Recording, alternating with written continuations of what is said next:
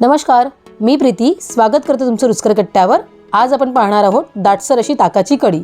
ही आंबट तिखट गोड कढी कशी तयार केली जाते ते पाहण्यासाठी आपण जाऊयात किचनमध्ये। कढीसाठी आपण काय काय साहित्य घेतले ते पाहून घेऊया। इथे मी 1 लिटर ताक घेतलेलं आहे।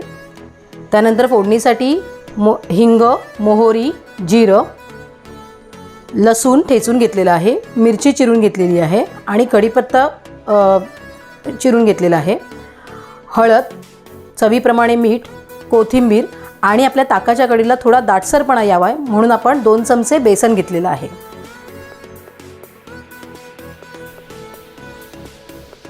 इथे आपण 2 चमचे पाण्यामध्ये बेसन भिजवून घेऊया व्यवस्थित।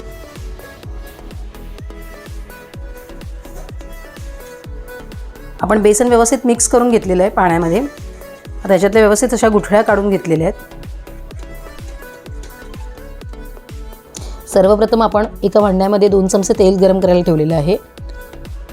आपलं तेल व्यवस्थित तापलेलं आहे। इथे आपण पाव चमचा हिंग घेतलेला आहे। आपलं हिंग व्यवस्थित तडतडलं की इथे आपण अर्धा चमचा मोहरी घेणार आहोत। मोहरी व्यवस्थित तडतडू द्यायची आहे। मोहरी व्यवस्थित तडतडल्यानंतर आपण घेणार आहोत इथे अर्धा चमचा जिरं। हे व्यवस्थित मिक्स करून घेऊया आणि फोडणी व्यवस्थित बसली की आता इथे आपण लसूण वापरणार आहोत आणि लसूण व्यवस्थित मिक्स करून घ्यायचं आहे। आता इथे आपण लसूण व्यवस्थित मिक्स करून घेतलेला आहे। आता आपण कढीपत्ता आणि मिरची घालून घेऊया आणि ती सुद्धा चांगली तेलावर परतून घेऊया। मिरचीतला कच्चेपणा पूर्ण घालवायचा आपल्याला।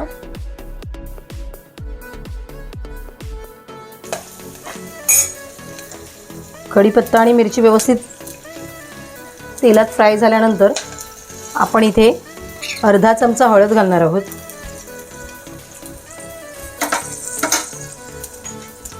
आणि हळद व्यवस्थित मिक्स करून घेणार आहोत।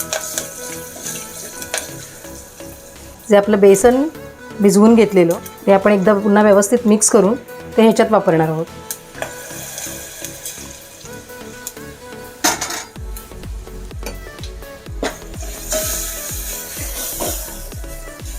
आणि आता आपण याच्यात थोडं थोडं करून ताक घालणार आहोत।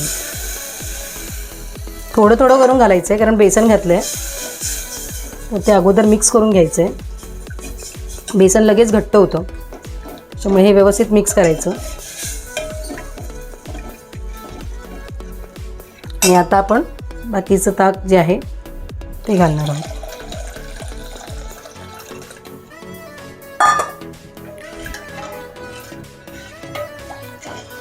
आपण अजून थोडं ताक घेणार आहोत।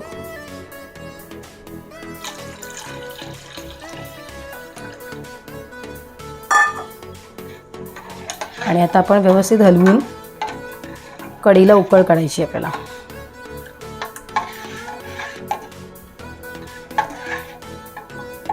आता आपल्या कढीला जसा जसा उकळ येईल ना तशी तशी आपली कढी जी आहे ती थोडी दाटसर होत जाईल। आपण अजिबात पाणी वापरलेलं नाही आहे, फक्त बेसन भिजवताना आपण 2 चमचे पाणी वापरलेलं। आता आपण चवीप्रमाणे 1 चमचाभर मीठ टाकून घेऊया। त्याचप्रमाणे आपण 1 चमचाभर साखर घालणार आहोत। कढी थोडीशी आंबट गोड तिखट छान लागते। ही ऑप्शनल आहे।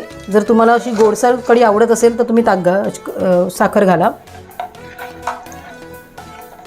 आणि आता हे व्यवस्थित मिक्स करून ह्याला कढ काढायचं आपल्याला।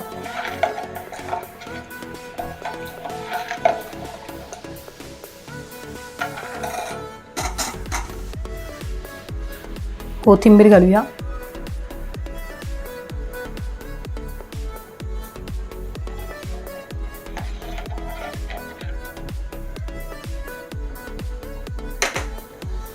आपल्या कढीला छान असं मस्त कढ आलेला आहे। आपण गॅस बारीक करून घेऊया आणि 1-5 मिनिटं असाच कढ आल्यानंतर आता आपण कढी जी आहे ती सर्व करून घेऊया।